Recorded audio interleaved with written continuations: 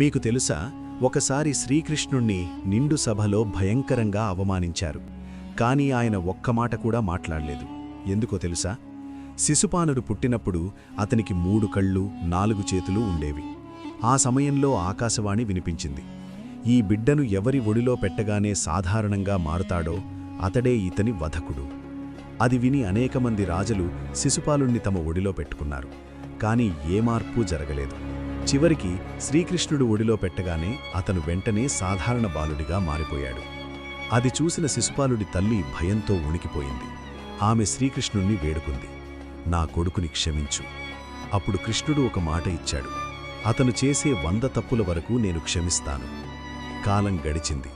రాజసూయ యాగంలో శ్రీకృష్ణుడికి అగ్రపూజ ఇచ్చారు. అదే చూసి శిశుపాలుడు కోపంతో మండిపోయాడు. నిండు సభలో కృష్ణుణ్ణి దూషించడం ప్రారంభించాడు. గోపాలుడికి ఈ గౌరవమా? పారిపోయేవాడిని మహావీరుడిగా పూజిస్తున్నారా? గోపికలతో కాలం గడిపినవాడే ధర్మరక్షకుడా? మాయతో బ్రతికేవాడికి అగ్రపూజ? అందరూ కోపంతో ఉన్నారు. కాని కృష్ణుడు మాత్రం ప్రశాంతంగా అతని అవమానాలను లెక్కపెడుతున్నాడు. 100వ అవమానం పూర్తయింది. కాని శిశుపాలుడు ఆగలేదు.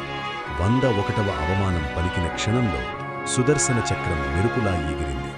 ఒక్క క్షణంలో అతని తలను నరికేసింది. శ్రీకృష్ణుడి ఆశీర్వాదం ఎప్పటికీ మీతో ఉండాలని కోరుకుంటే ఇప్పుడే ఈ ఛానల్ను సబ్స్క్రైబ్ చేయండి.